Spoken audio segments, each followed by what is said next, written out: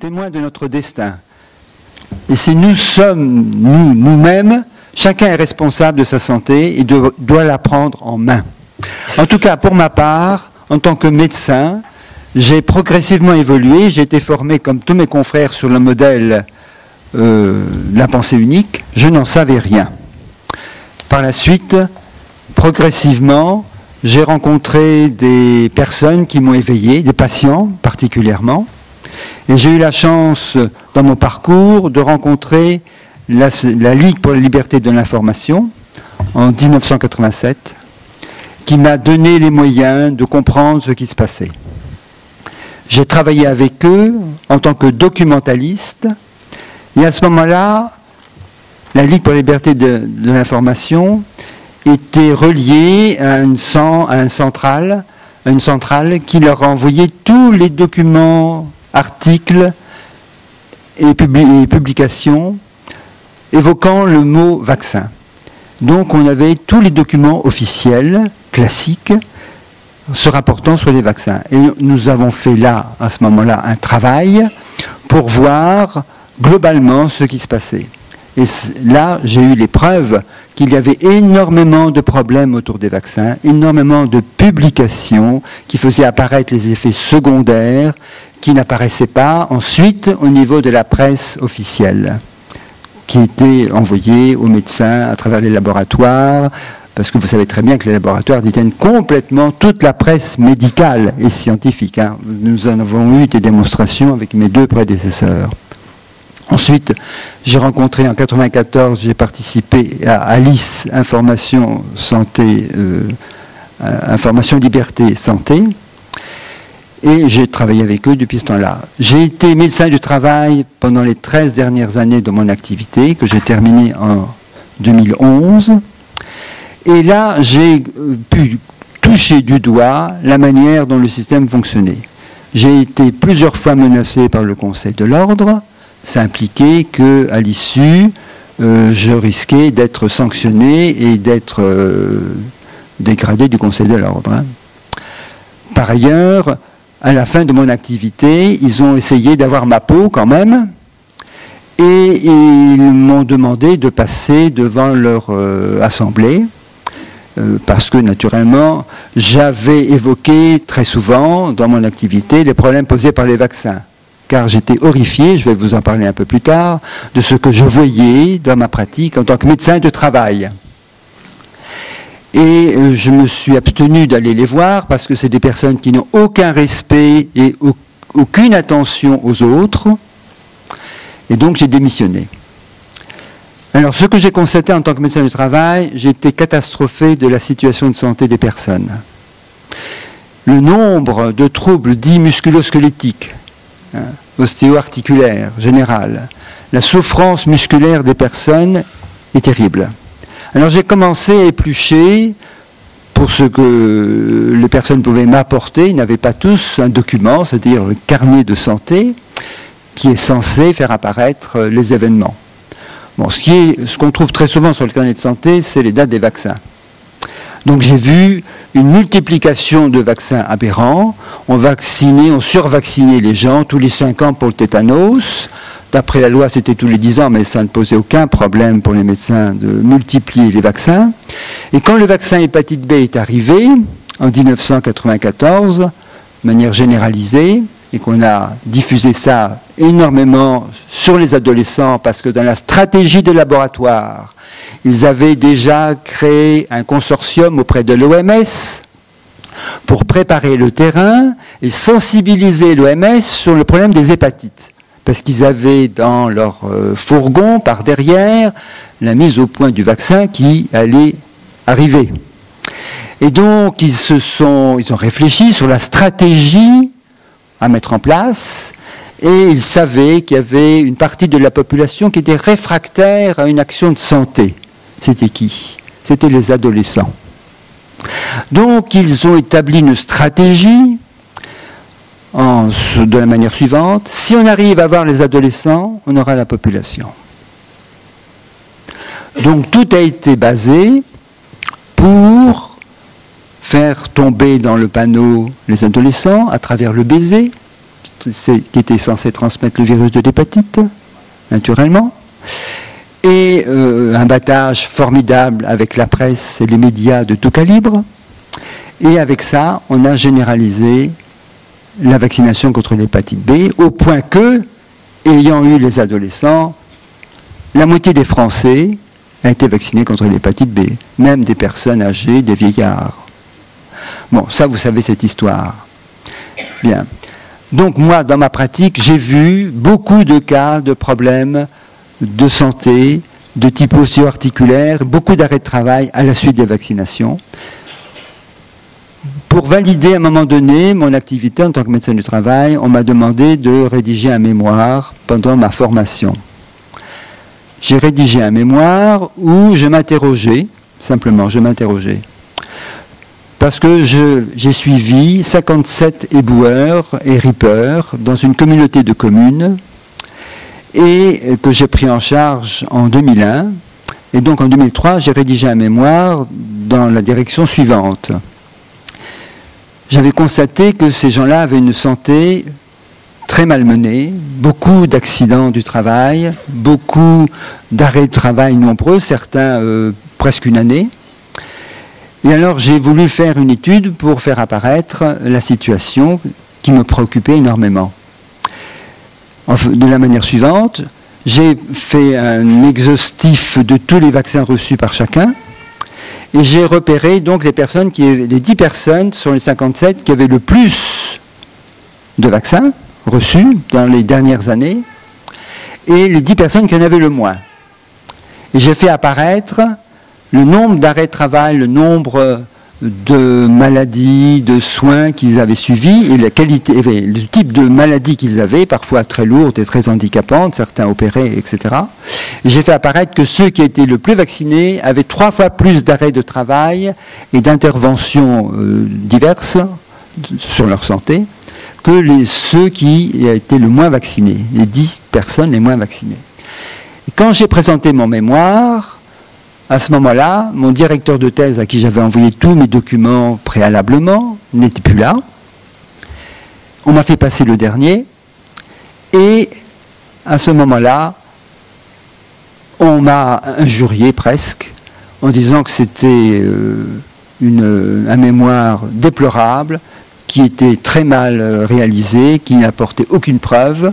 Donc on m'a menacé, au fond, de ne pas me donner mon diplôme, j'avais encore 5 années d'activité, et qu'il fallait que je reprenne complètement, autrement, ce travail. Donc c'est pour vous dire que le système est pourri de bout en bout. Ce qu'il faut comprendre à travers le problème de la vaccination, c'est que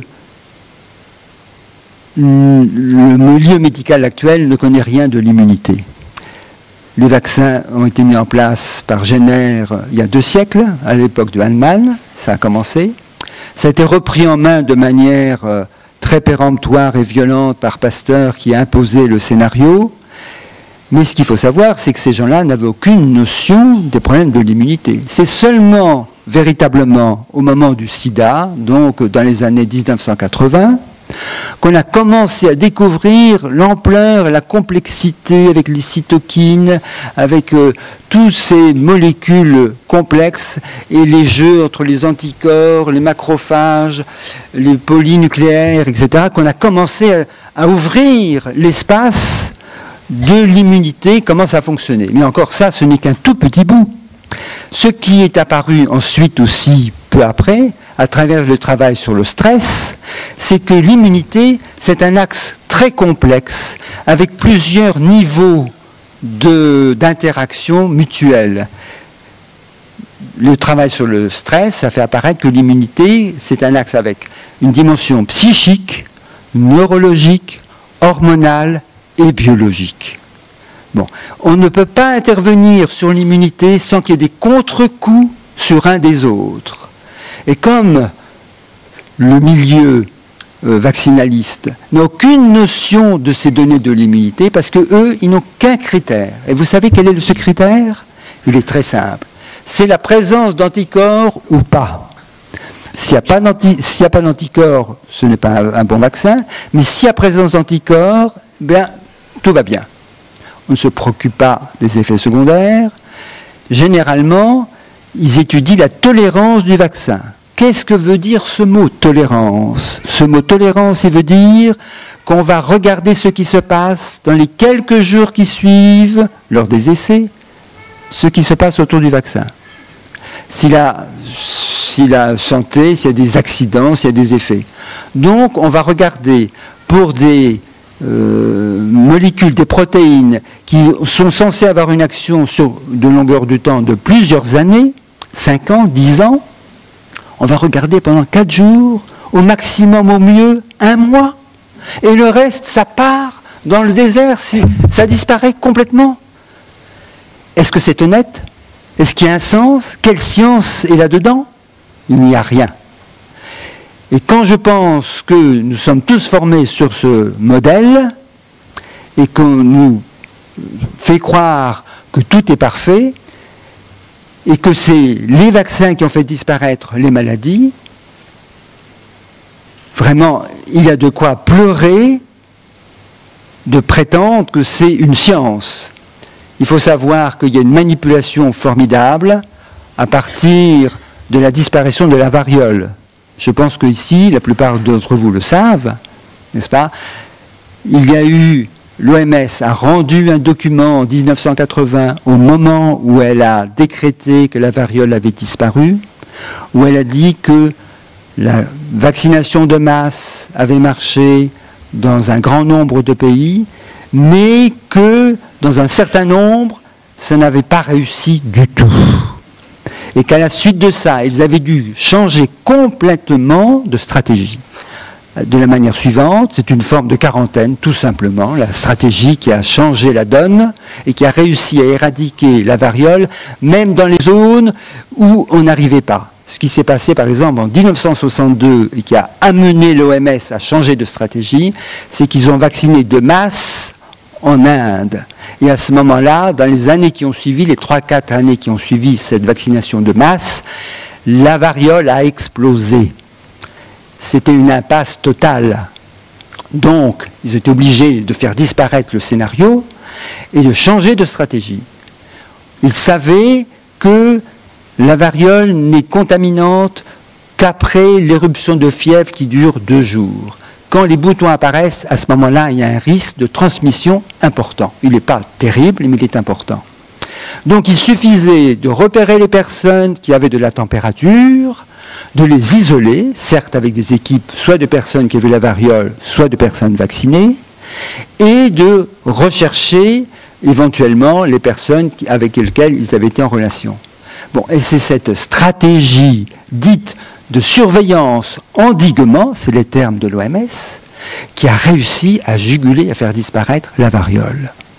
Et avec ceci, c'était le mythe qui a été forgé, qui a été repris par les laboratoires et tout le milieu médical, OMS compris, pour nous faire croire que la variole a disparu grâce aux vaccinations. Voilà le tour de passe-passe historique. Mais toute l'histoire des vaccins traîne avec lui un mensonge caractérisé. Je ne vais pas m'étendre, ça apparaît partout dans les livres de Michel Georget, de Sylvie Simon, et le travail que fait Initiative Citoyenne vous informe en permanence des mensonges délibérés, caractérisés du milieu médical actuel. Donc c'est un choix dans lequel nous devons nous engager pour libérer notre santé, que notre destin nous appartient, nous devons devenir acteurs de notre santé. Et maintenant, vous avez toutes les informations pour faire les choix utiles et nécessaires pour vous, pour vos enfants. Nous sommes rentrés dans une situation maintenant où c'est la planète entière qui est menacée. Réfléchissez à la chose suivante. Aucune philosophie, aucune religion n'a réussi à, je dirais, avoir l'accord de la totalité des humains. Et cependant, les vaccins, toute l'humanité a été vaccinée. Sans obstacle. Comment est-ce possible? là, il y a vraiment un puits sans fond, n'est-ce pas?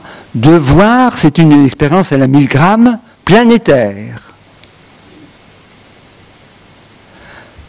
Voilà ce que j'avais à vous dire. Le reste, vous savez, si vous voulez une information, il y a suffisamment de livres et vraiment Internet est formidable.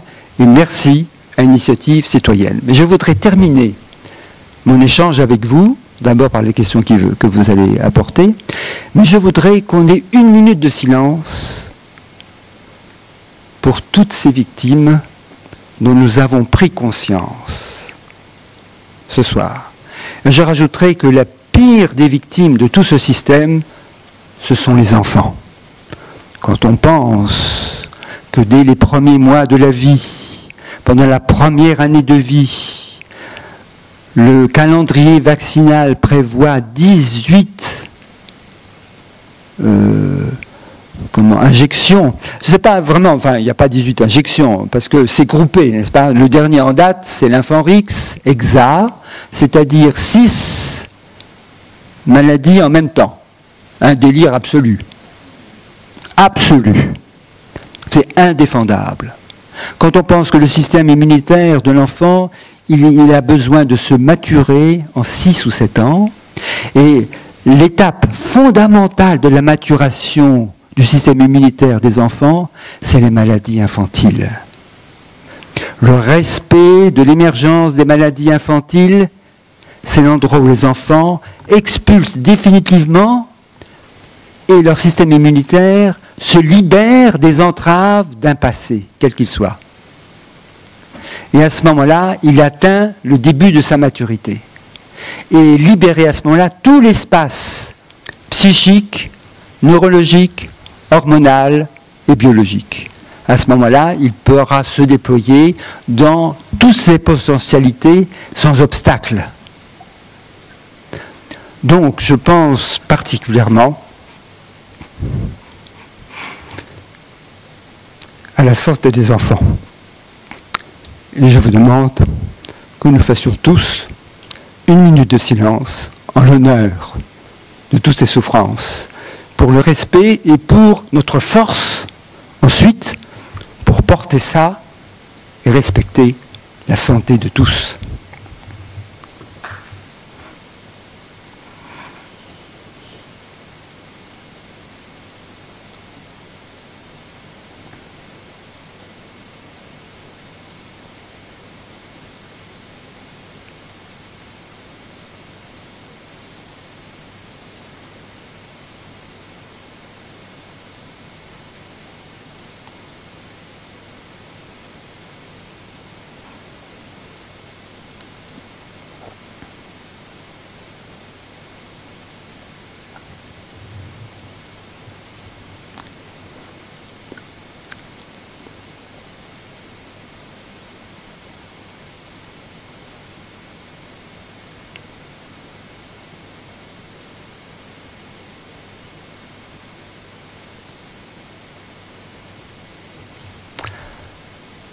Voilà, je vous remercie.